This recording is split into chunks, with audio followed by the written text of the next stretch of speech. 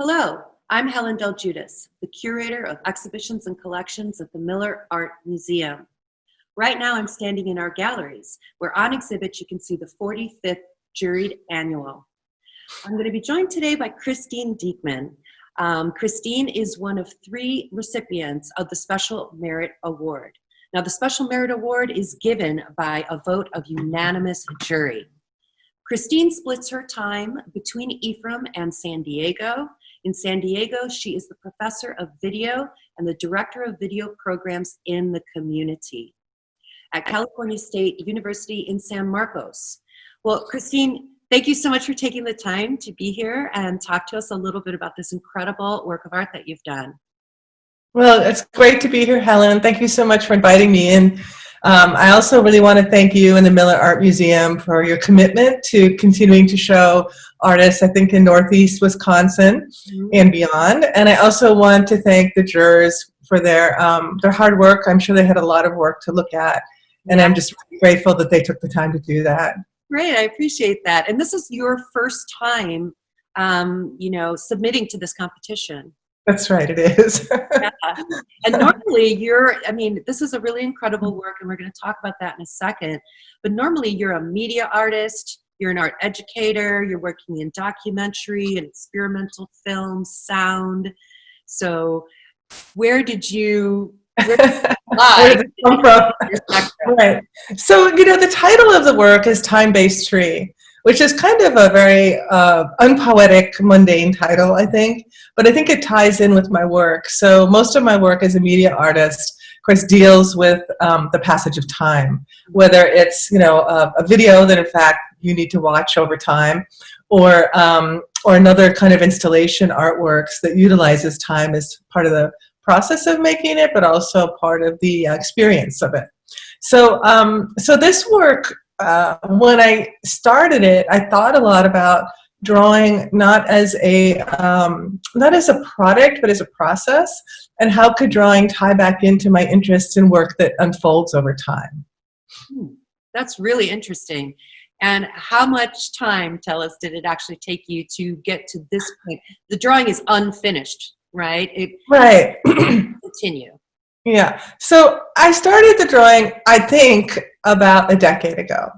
And when I started the drawing, if you saw the whole thing, it's on a very long scroll, very long piece of paper. And I had a new studio in Wisconsin. It has very tall ceilings. And I first thought, I think I want to do something that really utilizes the verticality of this space. So I put up the scroll of paper, not really thinking too far ahead about what I was doing, other than that I knew I wanted to do a drawing that accumulated over time. So I do a lot of walking, and as I walk, I'll pick up, as you can see in the drawing, leaves and other kinds of objects that are basically tree-related, bark and scraps of things, yeah. And so I just started to draw them and thinking about what would it mean to have this composite tree that's out of all these different objects that develops over time, sort of like how, and I wrote in my little didactic, how the tree grows, right? And it slowly accumulates and slowly gets taller and taller. So that's how that piece started, and it was a decade ago. So I draw usually 1 or 2 of those little objects every season. So I make sure to do it seasonally. And this drawing only happens when you're here in Wisconsin. You don't work on this when you're in San Diego and busy with your career and all of that. Right. So I come up to Wisconsin, I'm a seasonal resident. I teach college, so I get to go back and forth. I have some flexibility. So every time I came in, I would go to it and go like, oh, there it is again. And I would find something and I would do that one, a seasonal drawing of a leaf or whatever. And so in the drawing, you can see it's very small penciled in are the dates or the approximate dates or the season and the year that I drew that particular object in the drawing. They're very small, very subtle. There's one right here under my finger. I know that our audience can't see that in this video. There's one here. So there's dates marking the actual passage of time in it as well. Yes, that's right. Yeah. It's such a beautiful drawing, and it's so sensitively drawn, and it's such an incredible story about, the passage of time and how the drawing itself lives within the passage of time.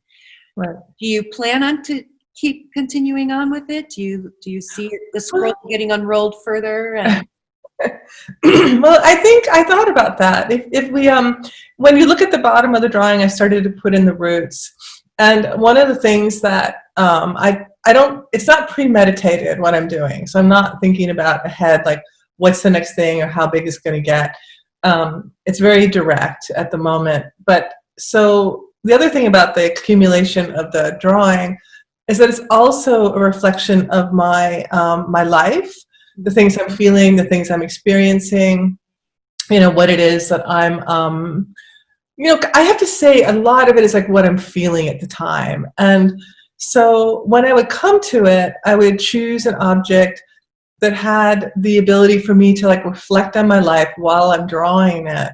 And when I draw, just to kind of give you a sense of the process, is that so I take my I wear glasses sometimes. I take my glasses off and I draw really close. So I have the object, you know, inches from my face, and my face is close to the drawing.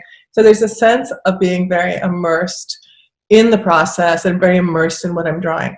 So that's all to say that that as I'm going along and these emotional things are happening in my life, or things that I'm thinking about are happening, they're embedded in that moment. And so the roots, so go back to your question, am I going to continue? I started putting roots on last, last summer, so a year ago, I started adding roots. And actually it followed the death of my father. So right after he died, I started thinking more about the drawing, and there is a little place in there somewhere where it does say, my father's name is Don, and at the bottom it says Dad or Don sailed on. I have Yeah, yes, yeah. So yeah, it's down at the bottom there. Yeah, and so I started to think about the passage of my father, who I was very close to. And then I started to think about like rooting the tree. Okay, this tree has been growing, but now it needs to grow the roots that really bring it down into the earth. So I was also thinking about what is above the earth and what is below the earth in terms of different mythologies around, you know, passing through the veil and things like that. So so the roots are coming onto the tree, and I was like, oh, I'm finishing it. I don't like this feeling. So my thought is maybe now to reverse the drawing so that I'll draw the roots, but then but then the roots will then continue down into either more roots or an underworld or a mirror tree at the bottom, so that there's roots connecting it. So I'm not sure, but that's what I'm thinking. And I mean, you have 10 years. I have another 10 years. You have another 10 years to do it. I really appreciated you submitting. It's really obvious to me why this won an award. To the jury's arguments about who should win awards and whatnot, this seemed like a really obvious selection for them. It's an extraordinary piece. We're really glad that you submitted and that you take the time to talk about this. What I love about the drawing is it's almost as though you have collaged together a tree, right? Yeah. You're taking one little object and adding it into, but it still has this appearance of the type of growth that a plant will go through, right? Whether it be a tree or any plant, right? That the sort of chaotic growth, seemingly chaotic growth. Right. So one of the things I'm thinking about also, you know, since I do a lot of drawing as my practice, and I have a drawing practice also with a very good friend of mine. So we get together, we draw frequently, we have these large books that we draw in, and it's all very collaborative. But I've never exhibited my drawings, so my background is not in, I have an MFA, but it's in film and video. So I don't have a trained background in drawing at all. I just don't know how to do it. You see drawing as like some sort of like private practice that you do that informs your other work, or? Yeah, that's how it's been. So even sometimes I'll do very large, very gestural, like very different from this. This is very meticulous, but very large, very gestural drawings when I'm trying to work through an idea that has to do with maybe cinematography or something like that. So, so I think that going back to the structure of that tree, and if I were to do another one, part of the other work that I do in film and video has to do with climate change. Mm-hmm. And so while the objects I chose were seasonal, they were fairly random. And my next thought is, well, maybe I will make this more of my practice around the ideas and the research that I'm interested in, and start to do another kind of composite, tree, I suppose, but really that has to do with things doing with climate change and environmental stress. So for instance, I've been thinking a lot about the ash trees in Door County and the ash borer that's killing all the ash trees. And I have this beautiful ash tree in my yard that I've been trying to save. And so I'm thinking about how invasive species come into the county, about how the plant life is being affected by that, and that my next drawing might be more specific to issues around climate change and how invasive species like move through and decimate areas. So that's just like a nascent idea that I might continue to do another piece, but it's more directed. That seems like a really fitting with the work that you do in California as well. Exactly. Aren't Yes. you focusing on ecologies and water crisis issues in California? Yes, that's right. So I have a long-term project. It's called Run Dry. It's a website. It has short video documentaries with families living in California's Central Valley, where all the food is produced, for the United States. And it's about water scarcity and water contamination. And California has a very specific history around water that's very unique to the state. I mean, basically, the state is a desert, except for even the coast is a coastal desert. Right. But in the inland areas where all that food is grown, needs copious amounts of water that's conveyed in from outside the area. It doesn't come from that area, or there's groundwater that's being pumped up, and that's being depleted at a very rapid rate. So I'm very concerned about water issues. I belong to something called the Water Resources Policy Institute in California. And so that's an ongoing concern of mine and something that I'm really interested in my work. And environmental justice as well, people who live in those areas and how it affects them. Well, that's really great that you can kind of keep that thinking going both in San Diego when it's your work year, where you're really producing what you intend to produce, mm-hmm. and then when you're on your downtime in Door County, you can translate that same concern to what's happening in Door County. Yeah, possibly. I'm trying to find ways of doing that. When I go to Door County, the work becomes more meditative like this. And I don't want to lose that at all because it brings me to interesting places that my other work doesn't.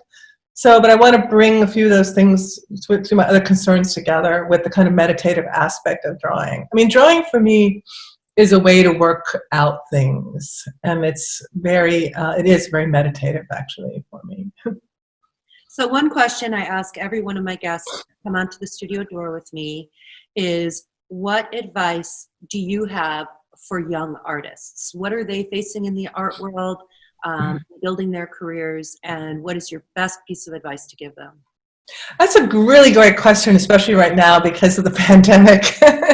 I've been asked to write a short essay for something called the Millennium Alliance for Humanity in the Biosphere, and they said, write about what is the role of art today. And I was like, oh my gosh, here we are in the middle of huge movement for racial justice and the pandemic, and like how do we respond to that, and how do we even mobilize to do that? Because so many people that I've talked to with this moment are somewhat paralyzed by not being able to get into their work routine, not having the audience. I mean, the fact that the Miller actually put up a physical show is incredible because people aren't doing that. People can actually walk into your space, but it's hard. And so one of the things I'm thinking about, and that would be my advice, is to always stay in the process, is that you don't ever know what your product is exactly going to be. And if you do know what the product is going to be, then it's kind of like a boring journey to that moment. So,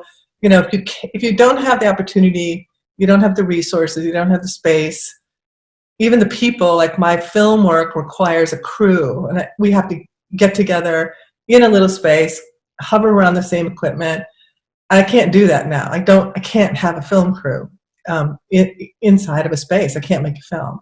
So right now, I think my biggest advice is to enjoy the process, stay in the process, explore the process, and make a lot of work that you know is probably going to be unfinished. And it kind of ties back to where we started, where you asked, is the drawing finished? I'm like, I don't know if it's finished. I don't know if it'll ever be finished. But accept that state that things might be unfinished and take that into the future, because then I think then it becomes a really fruitful place where you're not paralyzed by the fact you can't do the product.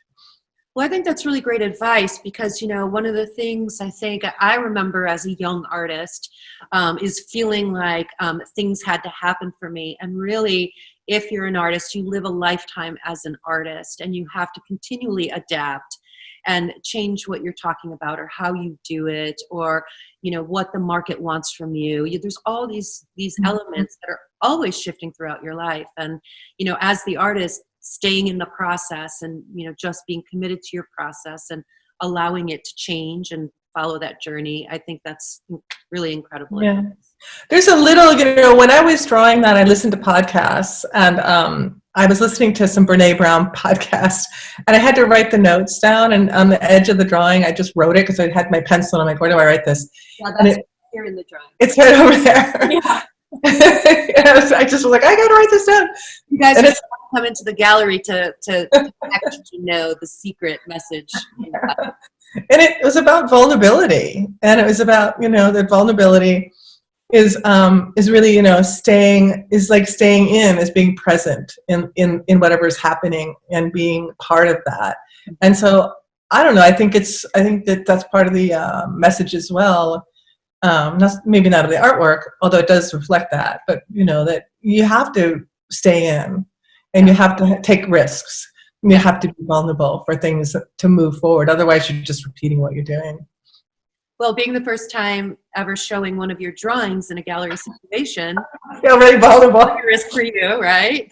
Yeah. But seasoned vets in the art world can still take risks. Well, it means a lot to me that it's there, I have to say, and that the jury, thought it was worthy of an award. Since my drawing practice is so private, it gives me a lot of support to continue to evolve my drawing practice and to really see it as something that I can share with the public. And so I feel really, really empowered by the experience with the Miller. Well, I think that's what the jury show is all about. It is a competition. We had incredible professional people from the field. Beth Wiesa from Kohler Foundation, who's a preservation coordinator, Anne-Marie Sawkins, who's a very seasoned and accomplished curator, and of course Ted Lott, who is an exquisite, sculptor, designer, and artist. So they were a tough jury. They made incredible choices. But I think that's really what the show is about, is, creating support and platform for our community. And we definitely encourage everyone to give it a shot, right? Yeah. Well, thank you so much. I really appreciate it. Thank you. I appreciate being part of your effort. Thank you for taking time to talk to us today, and we wish you the best. Thank you so much.